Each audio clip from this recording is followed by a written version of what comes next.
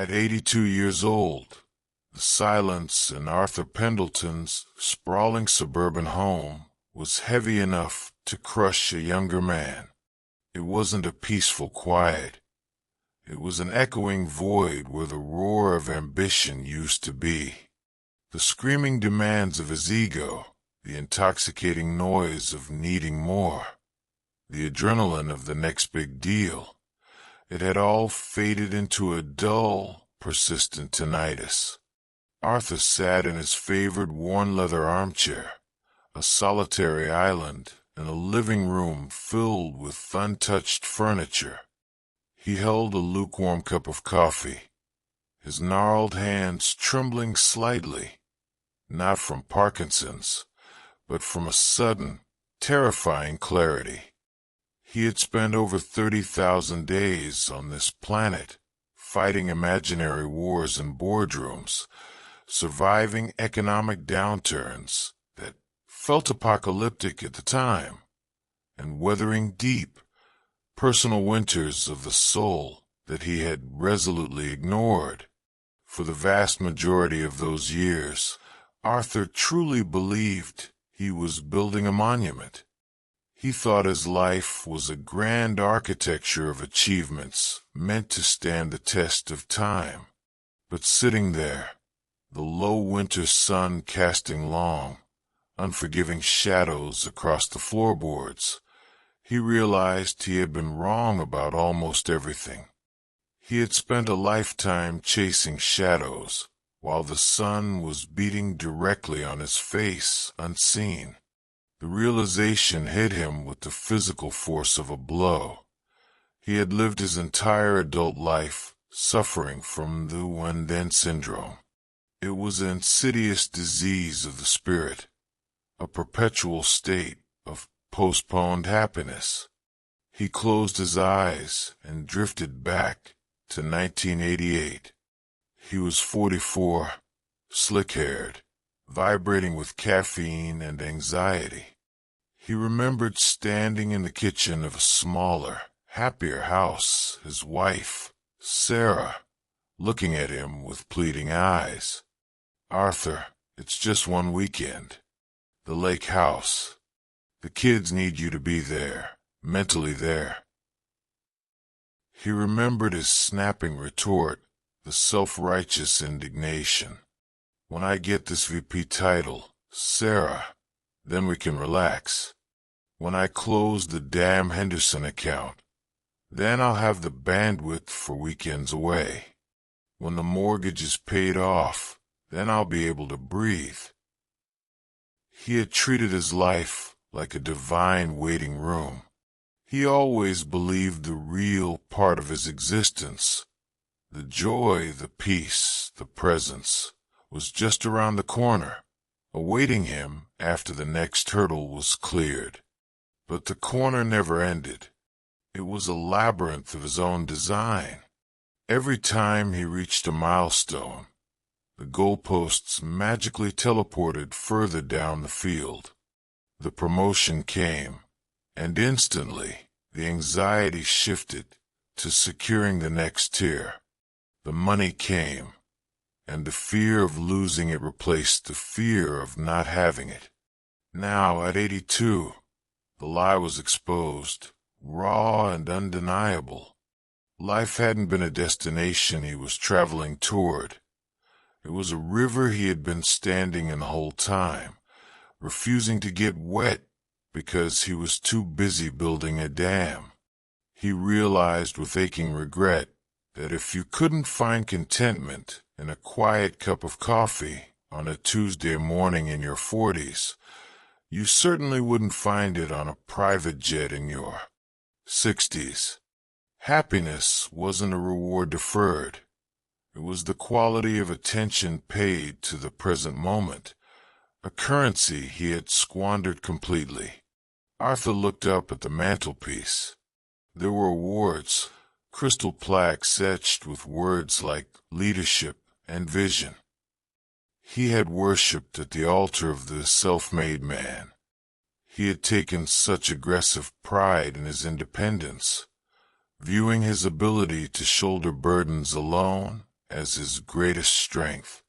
He never showed weakness. He led the charge. A bitter laugh escaped his lips, startling the silence. Looking back now, he saw the pathetic vanity of that belief. He wasn't self-made. He was love-made, and he had been too arrogant to notice the scaffolding that held him up. He had been supported by Sarah, who quietly folded up her own artistic dreams and locked them in a drawer so his ambitions could have the center stage.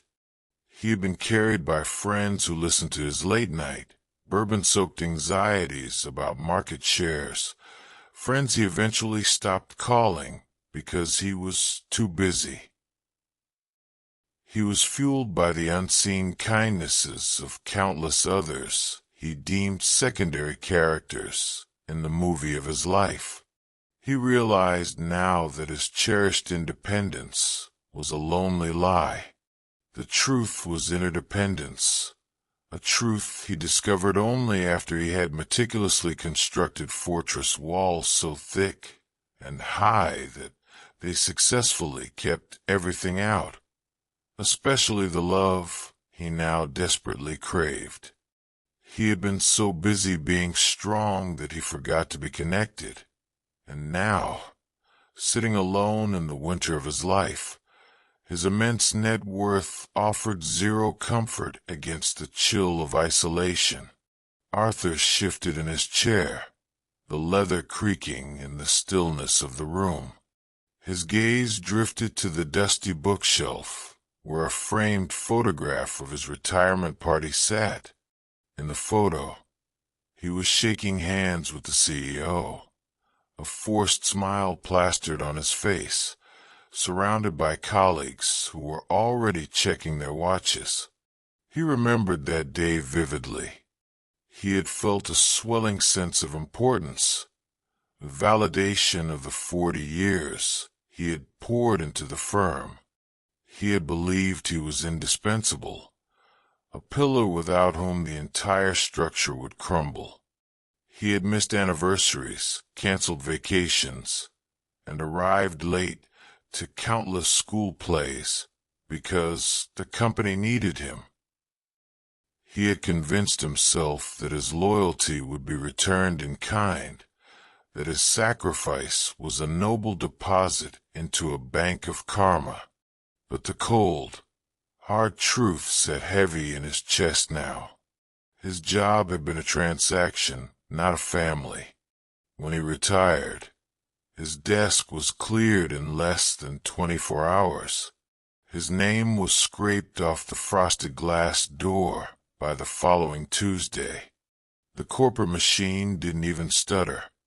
It just kept grinding, replacing his decades of expertise with the hungry 28-year-old willing to work for half the salary.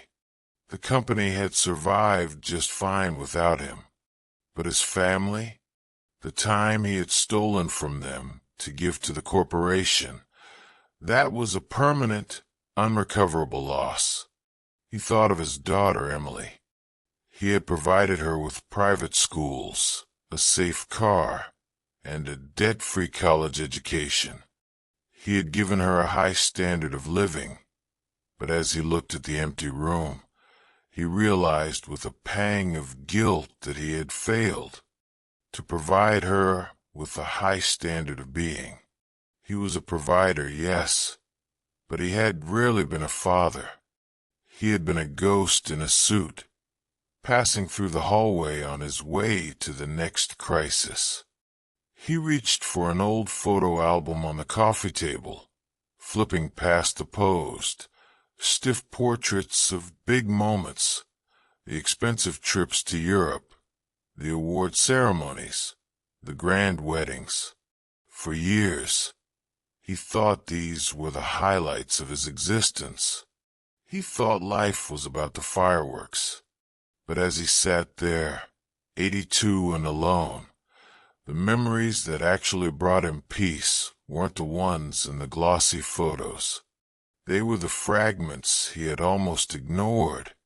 He closed his eyes and inhaled, and suddenly he wasn't in this empty house anymore. He was back in the kitchen on a rainy Sunday morning in 1993. He could smell the bacon grease and the coffee. He could hear the specific rhythm of the rain hitting the gutters. He remembered the way the morning light caught the dust motes dancing around Emily's hair as she laughed at a cartoon. Those were the ordinary miracles he had trampled over while chasing the extraordinary. The big moments were just a frame. The small, quiet Tuesday afternoons with a painting. He had spent his life polishing the frame while the painting faded unnoticed. He realized now that a good life isn't a series of climactic events. It is simply a collection of good afternoons, strung together like pearls. A shadow passed over his face as his thoughts turned darker. He looked at the empty space on the wall where a painting used to hang, a painting his brother, Thomas, had loved. Arthur and Thomas hadn't spoken for 15 years. The silence between them had started over something so trivial Arthur couldn't even recall the exact wording of the argument. It was about their mother's estate, a misinterpreted comment about fairness, a sharp word spoken in grief. Arthur had felt right. He had felt justified. He had nursed that anger like a precious pet, feeding it with self-righteousness. He told himself he was the principled one, that Thomas needed to apologize first. That anger was a cancer. It occupied space in his heart that could have been filled with laughter and shared holidays. When Thomas died of a sudden heart attack 3 years ago, Arthur's victory turned to ash in his mouth. He had won the argument, but he had lost his brother. Standing at the funeral, looking at the casket, Arthur realized that being right is a terrible consolation prize for being alone. The pride that had kept him from picking up the phone was not strength. It was a weakness that had robbed him of love. In the end, nobody cares who won the argument in 2011. The only two things that matter when the clock runs out are, who did you love, and who did you forgive? Arthur wept then, a dry, rattling sound in the empty room. He had to learn to forgive himself, too, for the mistakes, for the wasted time, for the man he didn't become because he was too busy being a success. He couldn't step into the light of his final days, dragging the darkness of the past behind him. He had to drop the stones. He looked out the window at the setting sun. The road was short now, but for the first time in decades, he wasn't afraid. He finally knew what mattered. It wasn't the bank account. It wasn't the title. It was the breath in his lungs right now. It was the chance, however slim, to pick up the phone and call Emily, to stop waiting for tomorrow, and to finally, truly, start living before the sun went down completely. The phone felt heavy in Arthur's hand, heavier than any briefcase he had ever carried. His finger hovered over the contact named Emily. The old Arthur, the vice president, the man of iron will, would have hesitated, calculating the risk of rejection, strategizing the perfect opening line to maintain his dignity. But that man was gone, dissolved by the clarity of the afternoon light. He pressed call. The ringback tone pulsed 3 times.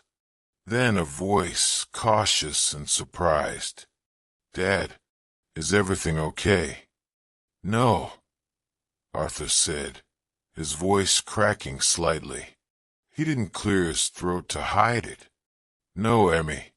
I don't think I've been okay for a long time, but I'd like to try to be." There was a silence on the other end, thick with years of undiscussed hurt. "I'm not calling to tell you what I've achieved," Arthur continued, the words tumbling out before he could second-guess them. "I'm calling because I realized I don't know what you had for breakfast. I don't know what book you're reading. I realized I've been waiting for a perfect time to be your father, and I ran out of time. Dad, you're scaring me. Are you sick?" "I'm 82, Emily. I'm old, but the sickness wasn't my age. It was my blindness." He took a deep breath. "Can you come over? Not for a lecture, not for a holiday obligation, just to sit." She arrived an hour later. When she walked through the door, Arthur didn't see the successful architect she had become, a title he usually bragged about to his golf buddies. He saw her. He saw the tired lines around her eyes that mirrored his own. He saw the way she held her car keys, a nervous habit she'd had since she was 16. They sat on the back porch. The sun had dipped below the tree line, leaving the sky a bruised purple and gold. "I'm sorry," Arthur said. He didn't qualify it. He didn't say, "I'm sorry, but I was working hard for you." He just dropped the stone. "I'm sorry I missed the play. I'm sorry I wasn't there when the boys broke your heart. I'm sorry I treated your childhood like a checklist." Emily looked at him, her eyes welling up. She reached out and took his hand. Her skin was warm against his papery, cold fingers. "You're here now, Dad."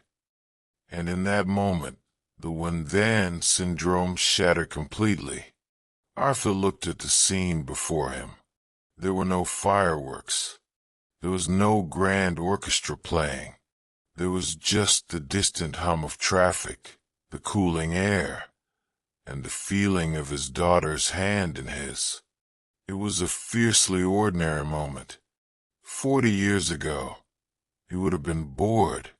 He would have been checking his watch, thinking about the next meeting, the next acquisition, the next rung on the ladder.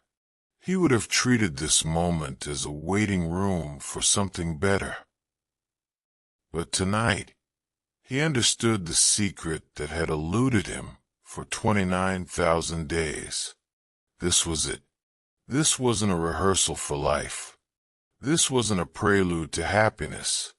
The happiness was right here, woven into the quiet, simple act of being connected to another human being. He watched a single leaf detach from the oak tree in the yard, drifting slowly down to the grass. He watched it with the same reverence he used to save for stock market tickers. "Tell me about your garden," Arthur asked softly. "You said you were planting tomatoes?" As Emily began to speak, describing the soil and the struggle with the pests, Arthur didn't drift away.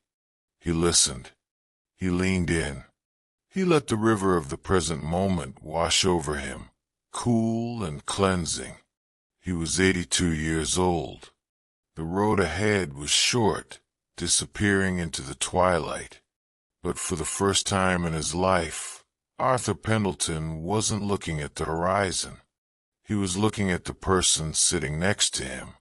He wasn't waiting anymore. He was finally, truly alive.